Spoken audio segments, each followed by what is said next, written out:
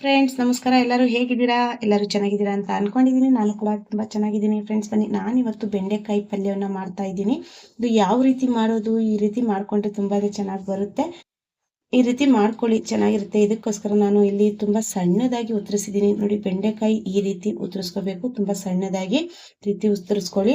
ಅಲ್ಲಿಂದ ಇದಕ್ಕೆ ಹಾಕೋಕ್ಕೋಸ್ಕರ ತಗೊಂಡಿದ್ದೀನಿ ನಾನು ಹಸಿರು ಮೆಣಸಿನ್ಕಾಯಿ, ಕಾಯಿ ತುರಿ ತಗೊಂಡಿದ್ದೀನಿ, ಟಮಾಟೆ ಹಣ್ಣು, ಕರಿಬೇವು ತಗೊಂಡಿದ್ದೀನಿ, ಈರುಳ್ಳಿ ತಗೊಂಡಿದ್ದೀನಿ, ಎವರೆಸ್ಟ್ ಮಸಾಲ ತಗೊಂಡಿದ್ದೀನಿ ನಾನು, ಸಬ್ಜಿ ಮಸಾಲ. ನೀವು ಬೇಕು ಅಂದರೆ ಹಾಕ್ಕೋಬೋದು, ನಿಮ್ಮ ಚಾಯ್ಸ್ ಆಗಿರುತ್ತೆ. ಇಲ್ಲಾಂದರೆ ಸ್ಕಿಪ್ ಕೂಡ ಮಾಡ್ಕೋಬೋದು. ಇದೆಲ್ಲ ಸೇರಿಸಿ ಒಂದು ಪಲ್ಯನ ಮಾಡೋಣ. ಸಿಂಪಲ್ ಆಗಿರುತ್ತೆ. ಮೊದಲಿಗೆ ನಾನು ಇಲ್ಲಿ ಒಲೆ ಹಚ್ಬಿಟ್ಟು ಕುಕ್ಕರ್ ಇಟ್ಕೊಂಡಿದ್ದೀನಿ. ಕುಕ್ಕರಲ್ಲಿ ಈಗ ಎಣ್ಣೆನ ಹಾಕ್ಕೊಳ್ಳೋಣ. ನಾನಿಲ್ಲಿ ಕುಕ್ಕರಲ್ಲಿ ಮಾಡ್ತಾ ಇದ್ದೀನಿ. ಎಷ್ಟೋ ಜನ ಕುಕ್ಕರಲ್ಲಿ ಮಾಡೋಕ್ಕೆ ಚೆನ್ನಾಗಿರಲ್ಲ ಅಂತಾರೆ. ಆ ಥರ ಏನಿಲ್ಲ. ಎಣ್ಣೆ ಒಂದು ಸ್ವಲ್ಪ ಜಾಸ್ತಿ ತಗೋಬೇಕು. ನಾನು 1 kg ಬೆಂಡೆಕಾಯಿನ ತಗೊಂಡಿದ್ದೀನಿ. ಅದ್ರ ಪ್ರಕಾರ ಒಂದು ಸ್ವಲ್ಪ ಎಣ್ಣೆ ಜಾಸ್ತಿ ತಗೊತಾ ಇದ್ದೀನಿ. ಇದು ಲೋಳೆ ಲೋಳೆ ತರ ಅಂತ ಅಂಟೆಂಟ್ ಬರುತ್ತಲ್ವಾ, ಆ ರೀತಿ ಏನು ಬರೋದಿಲ್ಲ. ಎಣ್ಣೆ ಬಿಸಿಯಾಗಿದೆ. ಈಗ ಇದಕ್ಕೆ ಸಾಸಿವೆನ ಸೇರಿಸ್ಕೊಂತೀನಿ.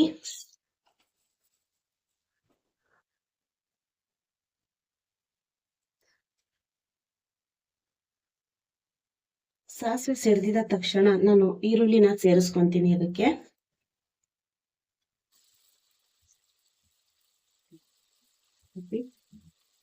ಸೇರಿಸ್ಕೊಂಡು ಇದ್ರ ಜೊತೆಗೆ ನಾನು ಹಸಿಮೆಣಸಿನಕಾಯಿ, ಕರಿಬೇವು ಎಲ್ಲ ಸೇರಿಸ್ಕೊಂತಾ ಇದ್ದೀನಿ.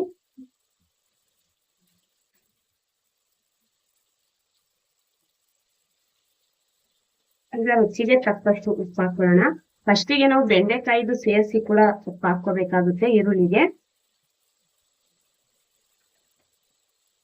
ಈರುಳ್ಳಿಯಲ್ಲೇ ಉಪ್ಪು ಹಾಕೊಂಡ್ರೆ ಬೇಗ ಈರುಳ್ಳಿ ಬೇಯುತ್ತೆ. ಹಾಗಾಗಿ ಇದೆಲ್ಲ ಮಿಕ್ಸ್ ಮಾಡ್ಕೊಂಡು ಚೆನ್ನಾಗಿ ಈರುಳ್ಳಿನ ಫ್ರೈ ಮಾಡ್ಕೋಬೇಕು.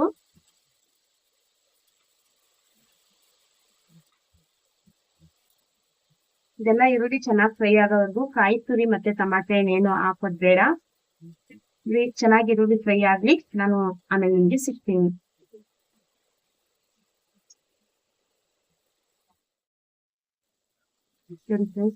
ಇದು ಚೆನ್ನಾಗಿ ಫ್ರೈ ಆಗಿದೆ. ಈಗ ಇದಕ್ಕೆ ನಾವು ಒಂಚೂರು ಅರಶಿನ ಪುಡಿಯನ್ನ ಸೇರಿಸ್ಕೊಳ್ಳೋಣ.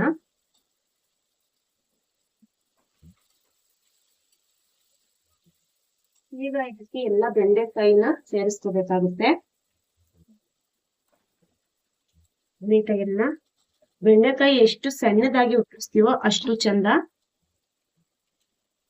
ಇದನ್ನೆಲ್ಲ ಬೆಂಡೆಕಾಯಿನ ಇದಕ್ಕೆ ಸೇರಿಸ್ಕೊಂತಾ ಇದ್ದೀನಿ.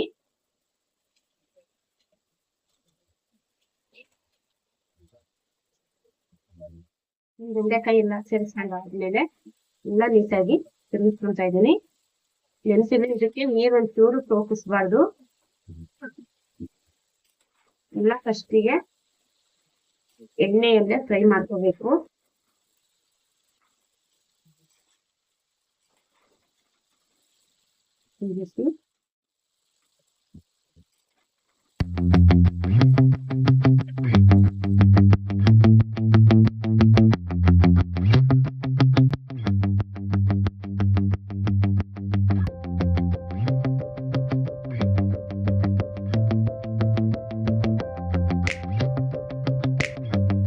ಬೆಂಡೆಕಾಯಿ ಎಲ್ಲ ನಾನು ನೀಟಾಗಿ ಹುರ್ಕೊಂಡಿದ್ದೀನಿ. ಇದೆಲ್ಲ ಮೆತ್ತಗಾಗಿದೆ.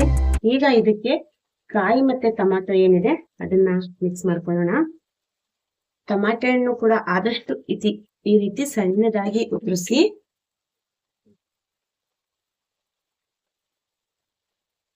ಎಲ್ಲ ಸೇರಿಸ್ಕೊಂಡು ನೀಟಾಗಿ ಮಿಕ್ಸ್ ಮಾಡ್ಕೊಳ್ಳೋಣ. ಈ ಸಮಯದಲ್ಲಿ ನಿಮ್ಗೆ ಉಪ್ಪೇನಾದ್ರೂ ಕಡಿಮೆ ಅನ್ಸಿದ್ರೆ ಅದು ಕೂಡ ಮಿಕ್ಸ್ ಮಾಡ್ಕೊಳ್ಳಿ. ಒಂದು ಸ್ವಲ್ಪ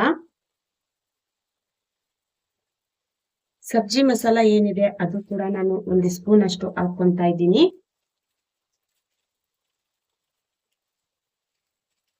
ಇದೆಲ್ಲ ಸೇರಿಸಿ ನೀಟಾಗಿ ನಾವು ಮಿಕ್ಸ್ ಮಾಡ್ಕೊಳ್ಬೇಕು.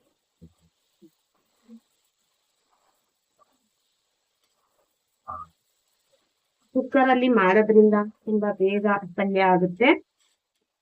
ಮತ್ತೆ ಒಂದೇ ಒಂದು ವಿಷಲ್ ಕೂಗಿಸ್ಕೋಬೇಕಾಗುತ್ತೆ ನಾವು, ಜಾಸ್ತಿ ಬೇಡ.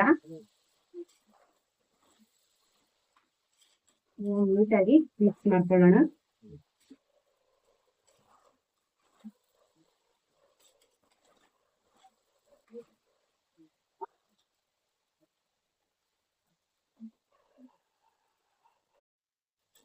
ಟಮಾಟೆಯನ್ನು ಕೂಡ ಮೆತ್ತಗಾಗೋವರೆಗೂ ಚೆನ್ನಾಗಿ ಫ್ರೈ ಮಾಡ್ಕೊಳ್ಳಿ. ಅವಾಗ್ಲವರೆಗೂ ನೀರ್ ಕೂಡ ಒಂಚೂರು ಕೂಡ ಸೋಕಿಸಬಾರ್ದು.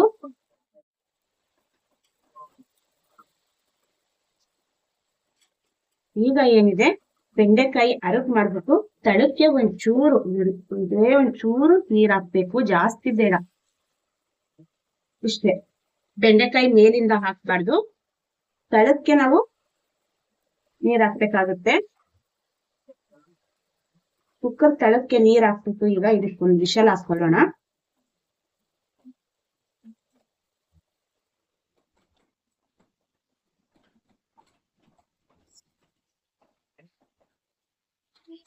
ಈ ರೀತಿ ಇದೊಂದು ವಿಷಲ್ ಕೂಗ್ಲಿ, ನಾನು ನಿಮ್ಗೆ ಸಿಗ್ತೀನಿ. ನೋಡಿ ಫ್ರೆಂಡ್ಸ್, ಕುಕ್ಕರಲ್ಲಿ ಪಲ್ಯ ಮಾಡೋದ್ರಿಂದ ತುಂಬ ಬೇಗನೂ ಆಗುತ್ತೆ ಮತ್ತು ತುಂಬ ಡ್ರೈ ಆಗು ಕೂಡ ಬರುತ್ತೆ. ಅಂಟು ಒಂಚೂರು ಬರೋದಿಲ್ಲ, ಅದರಲ್ಲಿ ಲೋಳೆ ಬರುತ್ತಲ್ವ ಅದು ಕೂಡ ಬರೋದಿಲ್ಲ. ಈ ರೀತಿ ಮಾಡಿಕೊಂಡ್ರೆ ಇದನ್ನು ನಾನು ಸರ್ವ್ ಮಾಡಿಕೊಂಡು ನಿಮಗೆ ತೋರಿಸ್ತೀನಿ.